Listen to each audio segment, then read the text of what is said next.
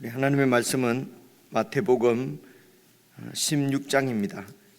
신약성경 26페이지 마태복음 16장 1절부터 20절까지 말씀인데요. 한 페이지 반 정도 되네요. 조금 긴 말씀인데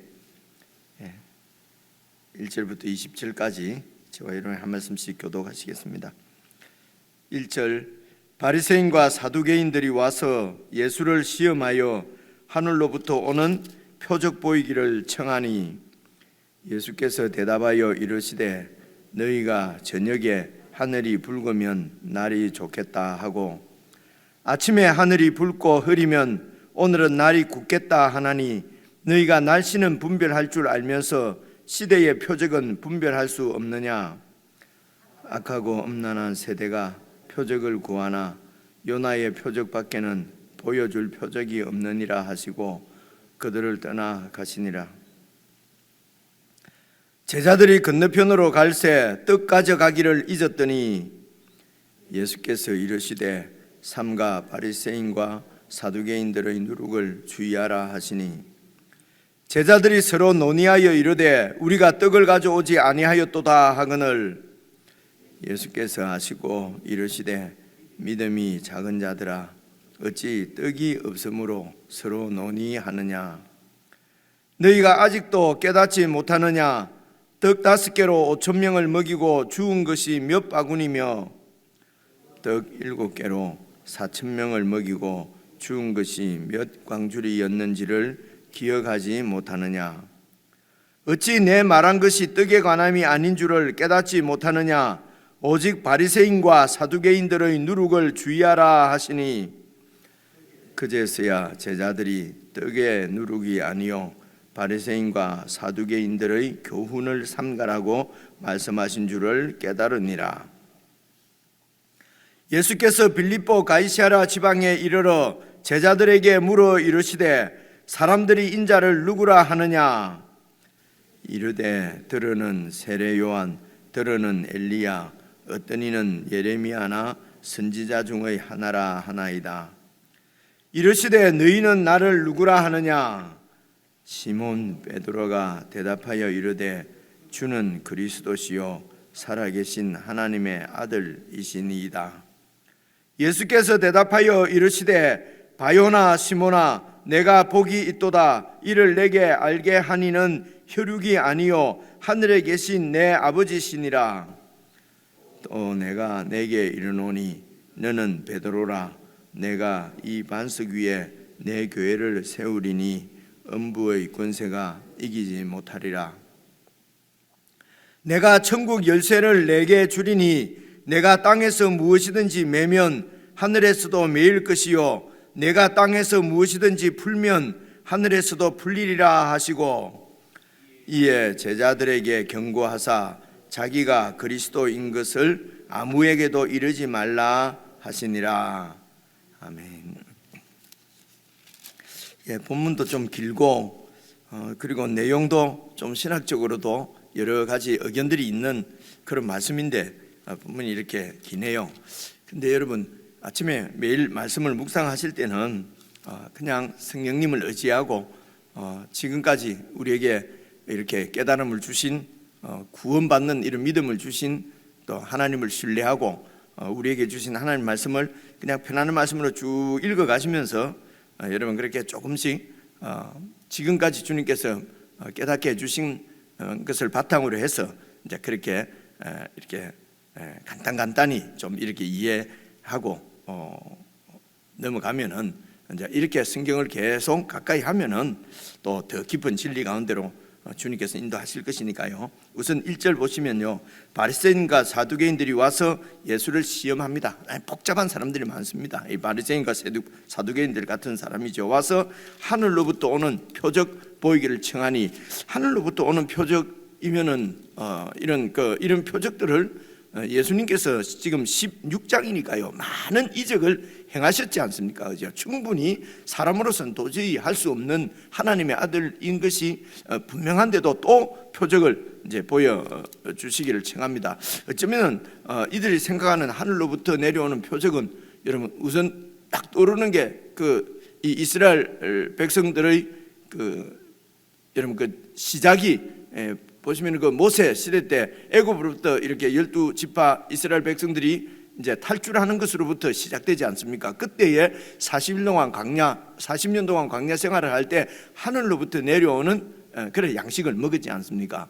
이런 어떤 육신의 이런 필요를 채워주는 그런 또 표적을 얘기한 것 같습니다. 그래서 이런 표적이나 기적을 보고는 이렇게 믿음이 잘 생기지 않는 것 같아요. 우선 이렇게 많은 표적을 보았는데도 또 하늘로부터 내려온 표적 보이기를 또 청한단 말입니다.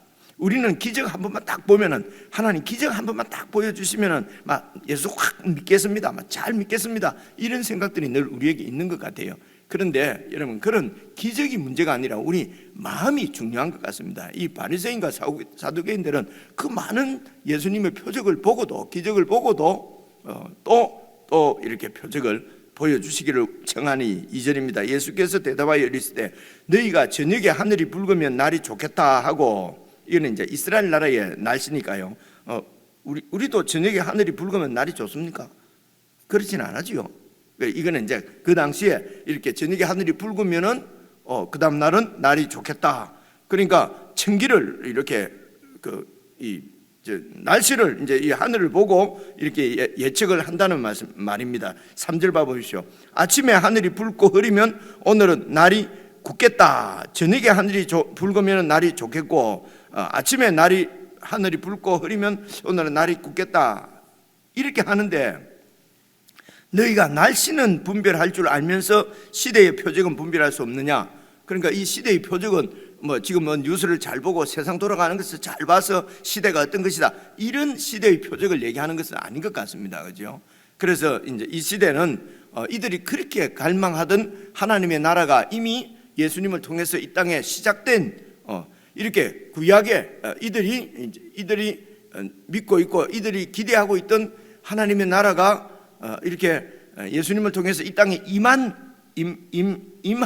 임하였는데, 그런데 이런 하나님 나라가 시작된 이런 시대를 읽지 못하느냐, 분별할 수가 없느냐? 그러니까 하늘을 보고 날씨를 이렇게 분별하는 것처럼, 그죠? 하나님의 말씀을 보고 예수 그리스도를 통해서 시작된 이런 하나님의 나라를 분별할 수 있어야 되는데, 이제 분별할 수가 이제 없는 것입니다. 그래서 이런 너희들에게는 4절입니다. 악하고 음란한 세대입니다. 불신의 시대고, 그죠? 믿지 않는 시대고, 이 땅에 이 하나님 나라를 기대한다고 하지만은, 열망한다고 하지만은 이 땅의 나라를 추구하고 하나님 나라가 아니라 내 나라를 추구하는 이런 악하고 음란한 세대가 자꾸 표적을 구한다는 것입니다. 자꾸 표적을 구하나 요나의 표적밖에는 보여줄 표적이 없느니라 하시고 그들을 떠나 가시니라. 요나의 표적은 여러분 아시는 대로 그렇게 이해하시면 되죠. 요나가 여러분 이렇게 사실은 그 니느웨 성을 회개하도록 하나님의 복음을 전하는 그런 사명을 받은 사람 아닙니까? 그죠? 그런데 그 사명을 감당하지 못했는데, 그런데 하나님께서 그 고기 뱃속에서 이렇게 사흘 있다가 다시 나와서 사명을 온전히 감당하는, 그죠? 그래서 이제 예수님께서 이런 그 복음을 전해서 이 세상을 회개시키러 온 이런 그 하나님이 보내신 선지자인 것을 보여주시고, 그리고 또 이렇게 그 요나가 물고기 뱃속에서 죽은 것처럼 그 어둠에 있다가 사흘 만에 다시 나와서 말씀을 이렇게 그 니느웨 성에 전하는 것처럼, 복음을 전하는 것처럼 무덤에서 이제 사흘 계시다가 다시 부활하셔서 이제 이렇게 하나님의 복음을 전하는 이런 약간 유비지요. 그래서 예수님의 십자가와 부활을 밖에는 보여줄 표적이 없다. 그래서 이 예수님의 십자가와 부활이 정말 이 세상에 보여주시는 하나님의 그 계시의 마지막이 바로 이 십자가와 부활인 것을 볼 수가 있습니다. 이 외에는 더 이상 보여줄 표적이 없다는 것이죠. 우리가 그냥 가끔 표현이 좀 그렇습니다만은 하나님 입장에서는 이제는 하나님의 아들 예수님까지 내어주셨는데 더 이상 우리에게 내놓을 보여줄 카드가 없는 것입니다. 그래서 예수님의 이런 십자가와 부활을 보고도 하나님을 믿지 못하면은 더 이상 어떻게 다른 방법으로 어떤 기적을 가지고도 이렇게 믿을 수가 없다는 것입니다.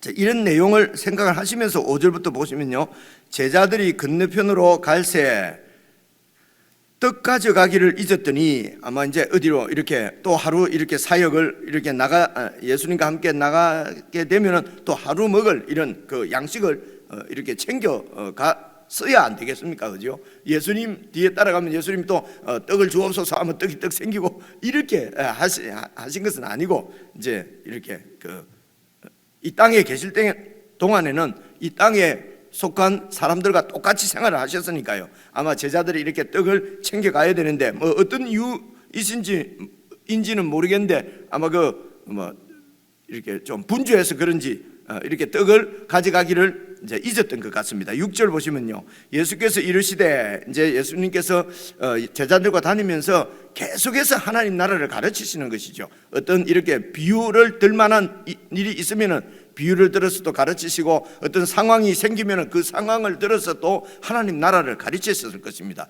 그래서 여러분, 밀밭에서 이렇게 안식일에는 밀을 까부려서 곡식을 먹으면 안 되는데도 막 그렇게 하고 말입니다. 그 당시 사람들은 다 손을 씻고 이렇게 음식을 먹어야 되는데 제자들은 손을 안 씻고 먹고 말입니다. 이런 것을 보고, 이런 내용들을 보면은 예수님께서 계속해서 끊임없이 이렇게 가르치신 것을 볼 수가 상상할 수가 있지 않습니까? 그래서 이제 예수님께서 또 바리새인과 사두개인들의 그 누룩을 주의하라고 이렇게 가르쳤습니다. 그래서 이는 지금 하나님 나라를 지금 설명하고 가르치시는 것이죠. 그런데 이 예수님의 가르침을 듣고 7절입니다. 제자들이 서로 논의하여 이르되, 우리가 떡을 가져오지 않았도다. 오늘 점심 굶었다. 점심을 어디서 구하지? 오늘 저녁을 어디서 구하지? 어디서 먹지? 이제 이렇게 했다는 것입니다. 그러니까 8절, 예수께서 아시고 이르시되, 이런 말씀을 잘 보셨습니다. 믿음이 작은 자들아. 지금 하나님께서는 하나님 하늘나라의 이야기를 말씀을 하고 계시는데, 지금 이들은 오늘 먹을 점심을 얘기하는 것입니다. 사람들이 많이 얘기합니다. 하나님이 꼭 우리의 영적인 데만 관심이 있느냐, 육적인 데도 관심이 있지 않느냐, 그리고 육적으로도 잘 살고 육적으로도 이렇게 병에서 고침 받고 세상에서 부자가 되고 육적으로도 잘 되고, 그리고 영적으로도 잘 되고, 그래서 너희 영이 잘 된 것 같이 육이 잘 되고 범사가 잘 되라고 성경에도 나오지 않느냐. 그래서 성경에 문자대로 나와 있다고, 이런 문자대로 해석한다고 해서 문자대로 해석한다는 뜻도 있지만은 문자로 나타나 있는 그것만, 그걸 그대로 이렇게 예수님의 그 가르침, 예수님께서 여러분 씨 뿌리는 비유도 말씀하시고 그 해석을 해주시지 않습니까? 그 예수님의 해석을 잘 듣고 말씀을 잘 살펴서 원래의 의도를 따라서 이렇게 가지 않으면은, 여러분 바리새인들처럼 그렇게 하나님 말씀 율법을 많이 연구하고, 그리고 그 율법을 문자대로 지킨 사람이 바리새인들 말고 만큼 더 잘 지킨 사람이 어디 있겠습니까?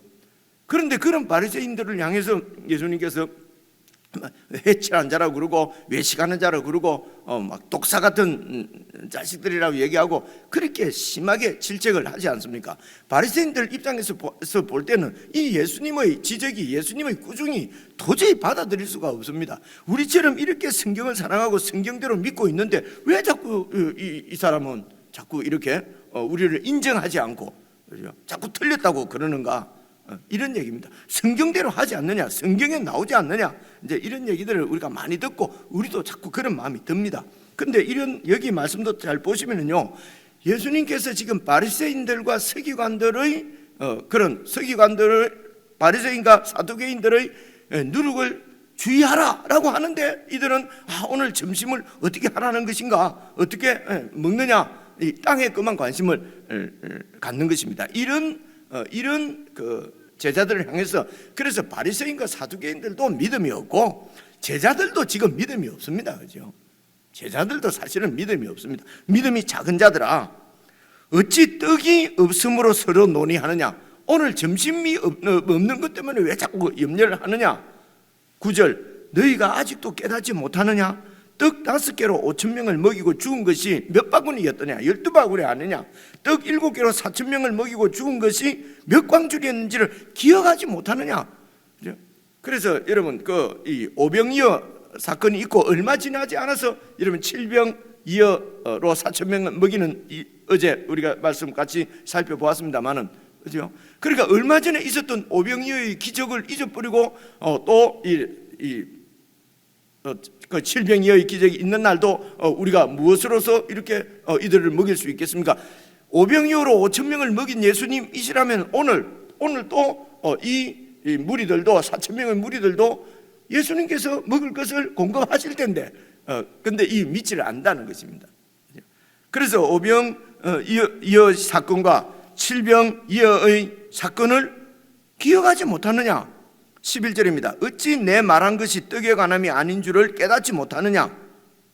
오직 바리새인과 서두개인들의 누룩을 주의하라 하시니 그제서야 제자들이 떡이의 누룩이 아니라 바리새인과 사두개인들의 교훈을 삼가라고 말씀하신 줄을 이때 깨달았다는 것입니다. 그렇죠? 그래서 여기서도 우선은 그래도 예수님께서 우리의 먹을 것에 관심이 있지요. 우선은 먹고 사는 육신적인 삶이 이렇게 안전해야 뭐 예수도 믿을 수 있지 않겠느냐, 이제 이런 여러 가지 생각들을 우리가 알 수 있습니다. 근데 이 예수님 이 당시에는 여러분 로마의 식민지하고 있었지 않습니까? 그리고 여러 가지 자료에 의하면은 보통 그냥 백성들이 하루 3끼 먹는 사람은 없었답니다. 그냥 2끼 먹든지 아니면 막 1끼 먹든지 그만큼 가난한 시대였어요. 그에 비하면 지금은 뭐 얼마나 잘 사는 시대인지 알 수가 없습니다. 그렇게 먹을 것이 모자라는 그때도 예수님께서는 너희가 어찌하여 먹을 거 입을 것 때문에 염려하느냐? 그런 염려하지 마라. 5,000명으로 오병이어로 5,000명을 먹이고 몇 광줄이 남았냐? 7병이어로 4,000명 먹이고 몇 광줄이 남았느냐? 이것을 왜 기억하지 못하느냐?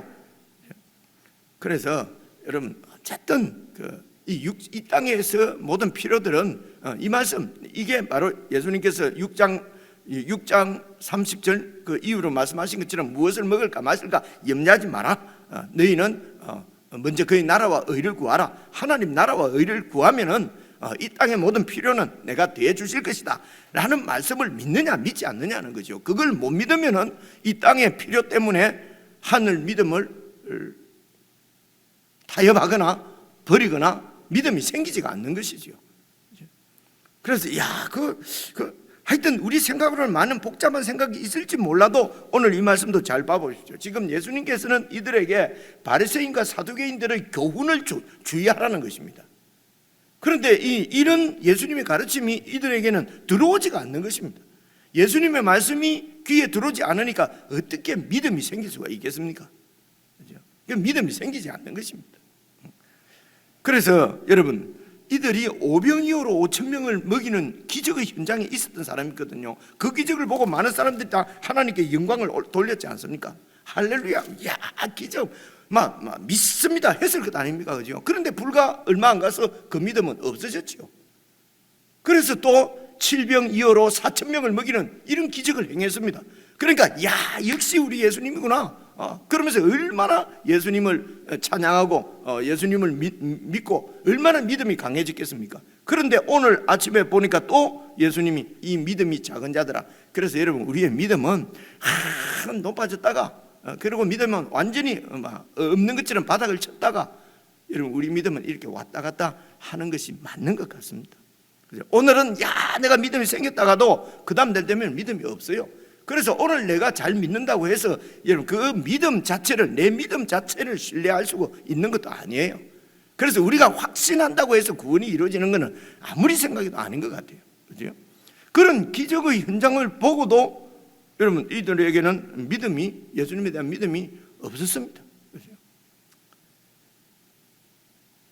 그래서 여기서 우리가 볼 수 있는 것은 여러분 기적을 보았다고 해서 기적을 체험했다고 해서 믿음이 생기지는 않습니다. 그래도 기적 글쎄요.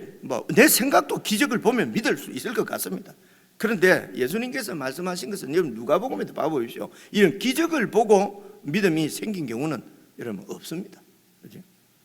그럼 어떻게 해서 우리에게 믿음이 생기느냐? 예수님의 이 가르침을, 말씀을 계속 듣고, 그리고 어디까지 말씀만 매일 배우고 들으면 뭐하냐? 순종을 해야지. 여러분, 예수님의 말씀을 우리가 모르는데 어떻게 순종을 합니까? 그렇죠? 그래서 언제까지 말씀 배워야 되느냐? 이 말씀이 내 사상을 완전히 지배하도록, 내 사상이 그냥 말씀에 완전히 이게 사상 자체가, 생각 자체가 그냥 예수님 말씀하고 말씀의 지배를 뭐라고 표현해야 되죠? 완전히 그냥 예수님의 말씀이 내 사상이 되도록, 그리고 우리가 어떤 삶을 살아갈 때에 계획하거나 무슨 일을 행할 때에 그저 예수님 말씀이 먼저, 그 말씀이 우리 삶을 이렇게 끌어가도록, 그렇게 예수님 말씀이 완전히 이렇게 내 것이, 그래서 이렇게 어떻게 됩니까? 매일 예수님 말씀을 그냥 양식으로 먹는 것입니다. 매일 말씀을 묵상하고 그 말씀을 먹고 마시고, 그렇게 해서 그 말씀이 내 삶을, 내 생각을, 내 사상을 지배하고 내 삶을 끌어갈 때까지 말씀을 먹어야, 듣고 가르침을 받아야, 여러분 그렇게 해서 우리 믿음이 조금씩 생겨서 믿음이 완성되어 가는 것입니다. 기적을 봤다고 해서 믿음이 생기는 것은 아닌 것이 분명하지 않습니까? 여러분 그 5병이어로 5,000명, 7병이어로 4,000명, 그 현장에 있은 사람들, 여러분이 그 현장에 있었다면 어떻겠습니까? 하늘을 찌르는 듯한 믿음이 우리에게 생겼지 않겠습니까? 그죠? 그런 제자들이 이런 것을 두 번이나 보고도 오늘 오늘 점심 안 가지고 온 것 때문에, 헤이 점심가 안 가졌어, 야 주님이 주시겠지, 그죠? 주님이 주시겠지, 그죠? 안 그러면은 이 땅에 있는 주님 같으면 뭡니까? 점심 안 가졌다면 이놈의 정신머리를 어디다 두고 안 가지고 왔냐 꾸중 듣겠지만은 이게 일반적인 우리 삶 아닙니까? 그죠? 다 이런 이때까지 살아온 우리 세상적인 이런 삶의 방식대로 우리는 그렇게 반응하고 그렇게 산단 말입니다. 그런데 오늘 이런 상황에서 떡을 갖다가 못 가지고 와서 그날 점심 담당이 있었을 거 아닙니까? 근데 그 양반이 잊어버리고 나와서 얼마나 질책받겠습니까? 그죠? 지금 이제 그런 거, 야 어떻게 하지? 어디 가서 먹지? 오늘 설렁탕 먹을까? 뭐 먹을까? 그러니까 예수님께서 가르치시는 가르침을 귀에 들어오지 않는 것입니다. 그죠? 그래서 이게 이제 그제서야 12절입니다. 그제서야 제자들이 떡의 누룩이 아니요, 이게 지금 16장입니다. 16장에 와서도 지금 곧 내일 모레 예수님께서 이제 이 세상을 떠나실 겁니다. 그런데 아직까지도 제자들의 믿음의 수준이 이 정도라는 것입니다. 떡의 누룩이 아니요, 바리새인과 사두개인들의 누룩은 그 교훈입니다. 여러분 바리새인의 교훈은 무엇이겠습니까? 외식입니다. 그죠? 그 본질은 외식입니다. 문자적으로 그냥 지키는 것입니다. 마음은 하나님으로부터 먼 것입니다. 그런데 겉으로 종교활동, 겉으로 아주 착실한 그 신앙생활, 아주 이런 그죠? 아주 거룩한 신앙생활, 겉모습, 외형주의. 그런데 그 겉으로는 그렇게 종교적이고 경건하고, 그런데 그 마음은 내게서 멀다 하는 외식주의입니다. 위선입니다. 사두개인들은 무엇입니까? 사두개인들은 로마의 식민지 아래서도 완전히 이 백성들을 향해서 왕노릇하고 있었어요. 그죠? 이 사람들의 관심은 내세가 아닙니다. 하나님의 나라가 아니라 이 땅에 임한 자기들의 번영과 출세였습니다. 그것이 바로 그런 세상의 복을 받는 것이 하나님께서 나를 축복한 증거였습니다. 그게 사두개인들의 가르침입니다. 그럼 우리가 이거는 제가 이렇게 설명 안 해도 다 알 수 있는 교훈이지 않습니까? 그래서 바리새인과 사두개인의 교훈을 조심해야 된다. 어떻게 조심할 수 있습니까? 내가 가르치는 이 교훈을 잘 받지 않으면은, 이해하지 제자는 여전히 세상 나라를 살아가게 된다는 것입니다. 3년 동안 지금 같이 예수님과 먹고 자고 하면서 배웠는데도 아직도 제자들의 수준은 이렇습니다. 그만큼 우리에게 하늘 믿음이 생기기는 여러분 쉬운 얘기가 아닙니다. 그래서 예수 믿고 구원 영접하고 구원 받고, 그러고는 그냥 세상을 추구하고 그저 욕심껏 살고 그런데도 복음으로 영접하고 복음으로 살고 복음으로 구원받고, 근데 여전히 관심은 다 이 땅의 떡이고, 그죠? 이렇게 되는 경우를, 이거는 뭐 남의 얘기가 아니죠. 우리의 삶도 이렇게 잘 살펴보지 않으면 안 된다는 것입니다. 13절입니다. 보십시오. 예수께서 빌립보 가이사랴 지방에 이르러 제자들에게 물어 이르시되 사람들이 인자를 누구라 하느냐? 인자라는 말은 사람의 아들이라는 얘기예요. 그 얘기죠, 그죠? 바로 여러분 아시는 대로 다니엘서 7장에 나오는 그 인자를 얘기하는 것입니다. 그래서 예수님께서 당신 자신을 표현할 때 늘 인자라고 얘기했어요. 세상 사람들이나 제자들이 예수님 보고 인자라고 부른 적은 없어요. 예수님께서 항상 자신을 인자라고 그랬어요. 사람의 아들이란 말입니다. 여러분 보십시오. 내가 인자를 사람의 아들을 누구라고 하느냐? 사람의 아들이니까 사람의 아들이라고 얘기하죠. 예수님이 사람의 아들이에요.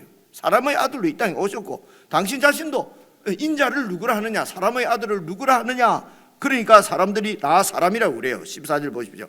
들으는 세례 요한이라고 하고, 세례 요한 정말 훌륭하고 유명한 사람이죠, 그죠? 그런데도 그래서 예수님을 그렇게 훌륭한 사람으로 얘기하는 것입니다. 들은 엘리야라고 합니다. 이는 막 기적을 이 세상에 행한 정말 하나님의 사람이었지 않습니까, 그죠? 여전히 이 땅에 속한 사람입니다. 그래서 예수님을 엘리야 같은 그런 훌륭한 이 선지자입니다. 여전히 사람의 아들이죠. 예레미야도 마찬가지고 선지자 중의 하나입니다. 사람을 누구라고 하느냐? 사람의 아들을 누구라고 하느냐? 사람입니다. 사람의 아들입니다. 사람입니다. 지금 그 표현이거든요. 당연한 표현이지요. 그런데 보십시오. 15절 이르시되 너희는 나를 누구라고 하느냐? 시몬 베드로가 대답하여 이르되 주는 그리스도시요 살아계신 하나님의 아들이십니다. 사람의 아들을 하나님의 아들로 볼 수 있고, 사람의 아들을 하나님의 아들로 깨닫고, 사람의 아들로 하나님의 아들로 믿는 것은, 이것은 정말 신기한 일입니다. 이게 기적입니다. 사람의 아들을 어떻게 하나님의 아들로 믿을 수가 있습니까? 이거는 정말 하나님께서 알게 해주시지 않으면 알 수 없는 사건입니다. 정말 신기한 거죠. 여러분, 사람의 아들을 어떻게 하나님의 아들로 고백하고 믿을 수가 있습니까?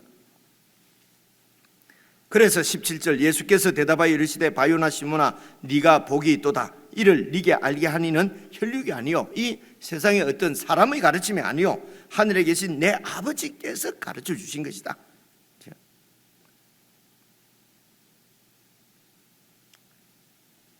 인자를 누구라고 하느냐? 그래서 세상 사람들은 정말 훌륭하신 분입니다. 훌륭한 선지자입니다. 역시 사람입니다. 그런데 이 예수님을 하나님의 아들로 믿는 것이죠. 그것이 의미하는 것이 무엇입니까? 여러분, 그리스도시요.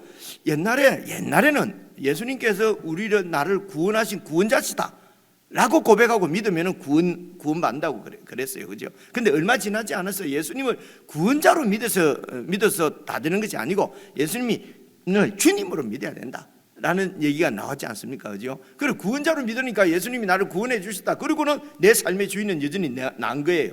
근데 이제 이 한국에도 이제 이렇게 성경을 가르치고 잘 가르치시고 하는 이런 분들이 나타나면서 예수님이 구원자이시며 우리의 주님이시구나. 그래서 내가 주인이 아니고 예수님을 나의 주님으로 믿어야, 그리고 그 주님의 말씀에 순종하고 살아야 구원이다. 이제 이렇게 가르치셨거든요.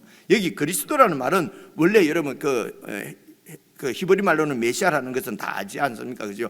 그래서 구약에 이렇게 메시아 기름 부음 받아서 세운 그런 하나님의 그 종이 바로 선지자, 제사장, 왕, 이거는 우리가 많이 들어서 알고 있습니다. 그래서 주는 그리스도시요 이러면은 이제 우리의 왕이시요, 제사장이시요, 선지자시요, 이제 이렇게 이해할 수 있습니다. 그런데 이 당시에 유대인들은 이 그리스도는 이 세 직분 중에서 그리스도라고 하는 것은 왕직이 더 아주 강하게 나타나는 때였어요. 여러분, 하나님 나라인 이스라엘이 멸망했지 않습니까? 그리고 이 나라를 지금 회복할 메시아를 기다리고 있었던 것입니다. 그러니까 이 나라의 왕으로 오실 메시아, 그래서 바벨론에게 멸망한 우리 나라를, 이스라엘을 다시 세워줄 왕을 기다리고 있었어요. 그래서 이제 세 가지 직분이 바로 메시아의 직분이지만은, 그러나 이때의 그리스도 그러면은 주님, 왕으로 이해를 하시면 됩니다. 그래서 주는 그리스도시요, 이 말은 주님이 왕이시요 주님이시요. 그래서 베드로가 고백한 것도 예수님을 주로 고백한 것입니다. 이 그리스도라는 말은, 그렇죠? 그래서 주로 고백할 뿐만 아니라 그 예수님을 하나님의 아들이라는 거죠. 출처가 기원이 하늘이라는 것입니다. 우리 사람하고는 완전히 다른 것입니다. 그래서 예수님을 하나님의 아들로 믿는 것이 왜 중요하냐? 이분이 주님이십니다. 주님인데 이 땅의 주님인 그 로마 황제와 대응하는, 아니면은 뭡니까, 유대의 왕인 그 헤롯과 대응하는 그런 왕이 아니라, 이 헤롯이나 로마의 황제는 전부 이 땅 출신이 기원이 땅입니다. 그런데 예수님은 이들과 비교할 때는 땅에서 나신 사람의 아들이 아니라 하나님의 아들이라는 것입니다.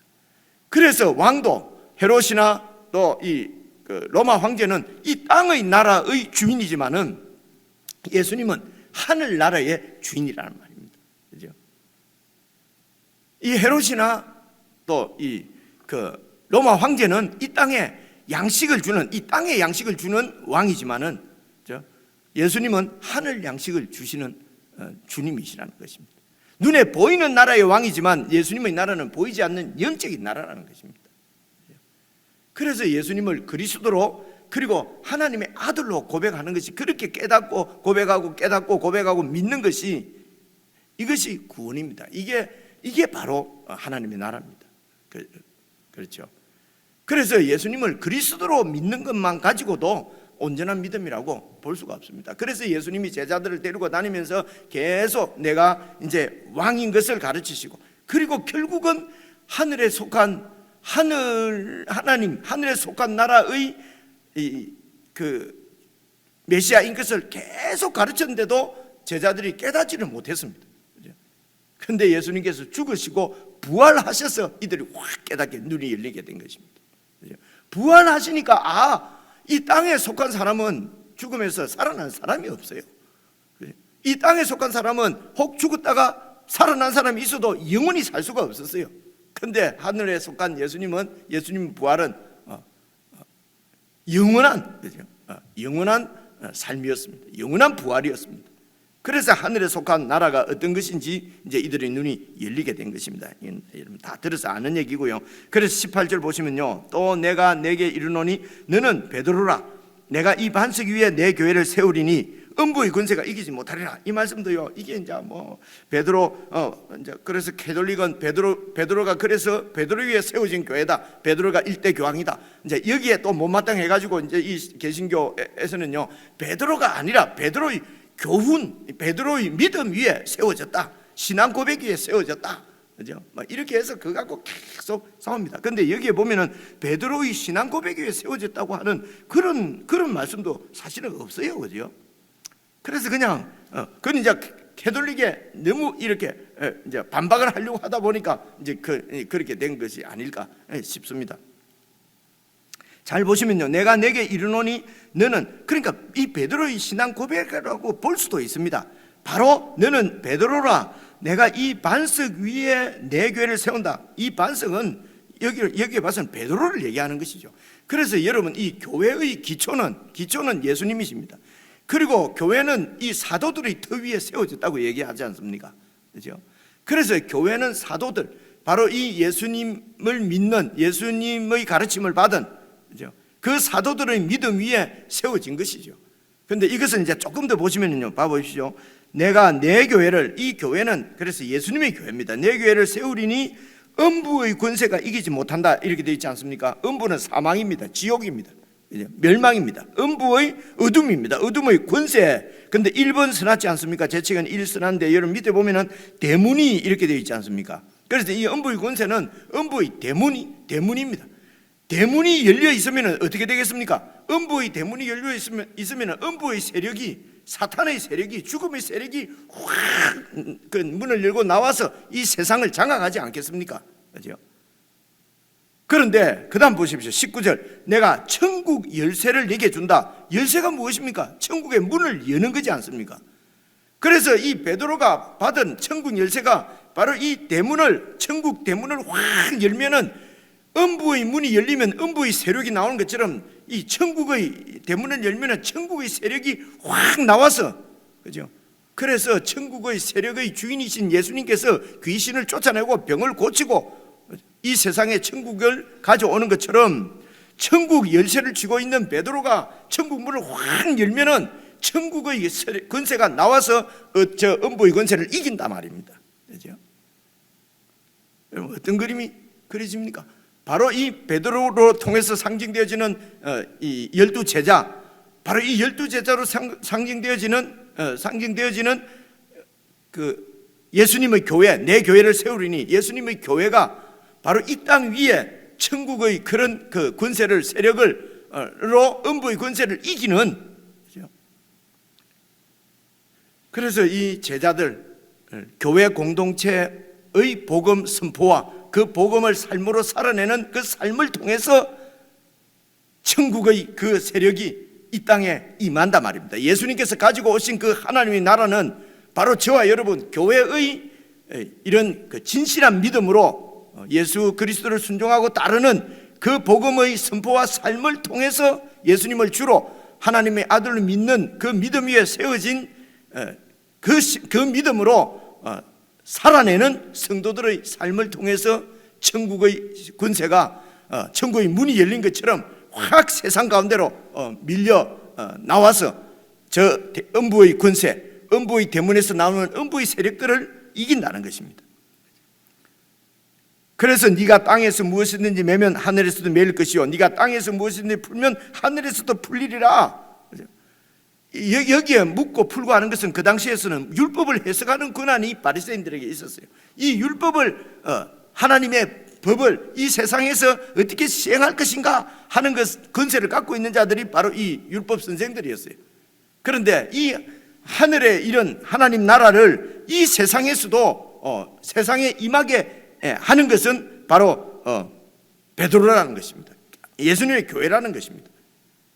그래서 하늘에 하나님의 뜻이 이루어진 것처럼 이 땅에 하나님의 뜻이 이루어지고, 하늘에 하나님의 나라가 이 땅에 임하게 하는 것도 바로 천국 열쇠를 가진 교회가 이 일을 감당할 거란 말입니다. 그런데 이런 이해가 아직도 제자들이 이런 사실을 아직 깨닫지 못하고 있습니다.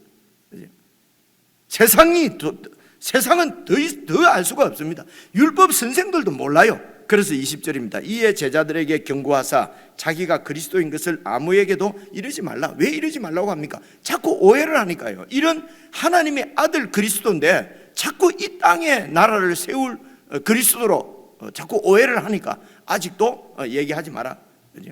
그래서 예수님이 죽고 다시 부활하시면은 이 세상이 알게 될 것입니다. 그래서 예수님이 고을은 바로 십자가를 향해서 가는 거였습니다. 죽어서 왕이 되는 길입니다. 그런데 제자들은 이 땅의 나라는 내가 죽으면 끝입니다. 살아서 왕이 되는 길입니다. 세상 나라는 다른 사람을 죽이고 내가 살아서 왕이 되는 것입니다. 예수님은 내가 죽어서 하나님의 능력으로 부활해서 세우시는 나라입니다. 우리에게 시사하는 바가 참으로 크지요. 그래서 매일 말씀을 꾸준히 여러분 잘 살피고 깨닫고 그 말씀이 내 사상과 내 삶을 완전히 지배해야만 구원이 이루어지는 것입니다. 개인적으로 묵상하십니다.